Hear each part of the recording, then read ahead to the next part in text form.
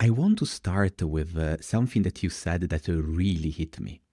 That we have extraordinary brains and godlike technology, but we are limited by a medieval understanding of our own minds and emotions. I wanted to ask you, what do you mean by that?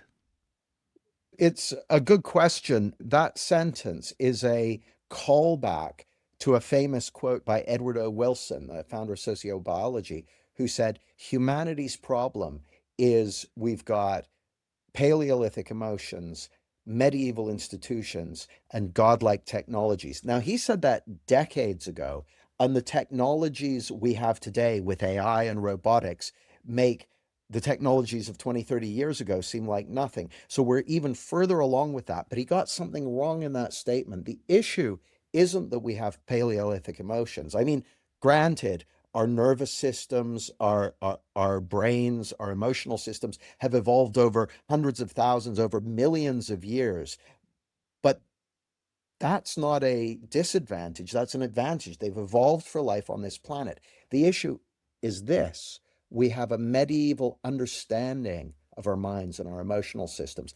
And this is so crucial to business leaders and entrepreneurs and founders at the moment because we're being invited to navigate this profound technological revolution with a medieval understanding of our minds. So, what do I mean by a medieval understanding of the mind? That may sound kind of kooky when we think about, well, hang on a second, we've got brain scans, we've got fMRIs, we've got neuroscience. How can you say that our understanding of the minds is medieval? Well, we have a good understanding of the brain, but the understanding of our mind, if you look at the field of psychology, there are literally hundreds of different schools of talk therapy, of motivational therapy, of different styles of coaching, each with their own models of personality and their own models of mind. That's because psychology doesn't have a paradigm. It doesn't have a set of foundational principles that the field agrees on and works from. So this is like medicine before germ theory was established, or physics before Newton figured out the laws of thermodynamics and universal gravitation. It's like chemistry before Lavoisier. Psychology is in a pre-principle state. And so while we have all kinds of amazing information about the brain and all kinds of great studies about psychology, the principles that underpin human psychology are not well understood. And here's the thing: there's a wonderful quote by William Gibson, which people are probably familiar with, who said, the future is already here. It's just not evenly distributed. Well, similarly, a first principles understanding of the mind is already here. That understanding isn't evenly distributed.